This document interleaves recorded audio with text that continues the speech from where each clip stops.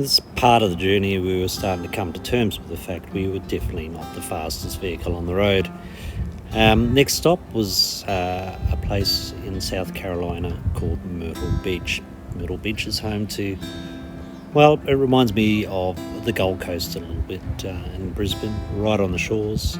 Big golfing area, probably more golf buggies in Myrtle Beach than I've ever seen anywhere before in my life.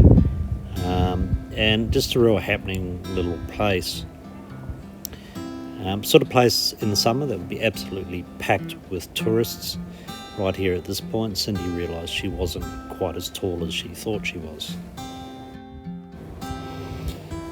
So we spent a bit of time down there, had a bit to drink, hung out at a couple of the local bars, and our accommodation for the night and the next night for that matter was in a state park this time, not far from Myrtle Beach at all. Next part of the journey was to head further south, and we found ourselves, of all places, right next to a gun club, which is also part of a bird sanctuary. I'm not quite sure how that works. I'm loving these trees.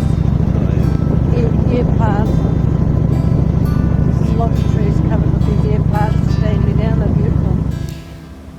This is a beautiful little place. It's home to alligators, swampland, as we would call it, I guess. Alligator territory.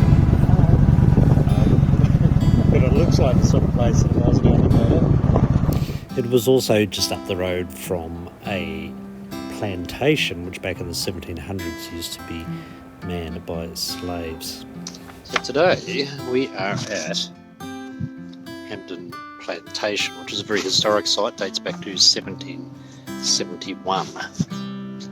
And at one point there was some 400 slaves that used to work this plantation, primarily rice, and another plant that was used for dye and shipped over to England. This was a part of America's history that Cindy and I were pretty keen to have a look at. As saddening as it was, it's a part of the history that needs to be recognised and moved on from.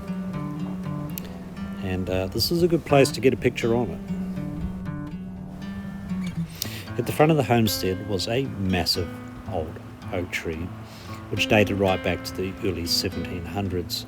The tree at one point was going to be chopped down, as the story goes. However, George Washington, on one of his many visits to the homestead, suggested that maybe it shouldn't be, hence the plaque sits in front of the tree. There's a bell on that tree, and any time it was rung, the slaves had to attend the site. It was not hard to envision what the slaves had been through a substantial period of the plantation's history, the swampland, the marshes, the mosquitoes, the humidity, the extreme temperatures. This was not an easy place to work. Before we left the plantation, a lady who worked there said you might want to take a visit down this road and go and have a look at a church that was built right back in 1701. An old church from the 1700s, one of the first churches in South Carolina built.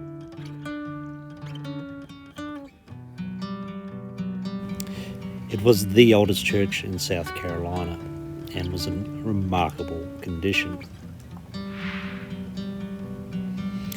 If you were ever going to be haunted in a building, I feel like this was the building to do it. And at the same time, we were adopted by this dog, who we would have loved to have taken home. It was a pretty easy trip from there back to our campground. This was a state park that was entirely free. No hookups, purely boondocking, as they say here in America, but a startling part of the world.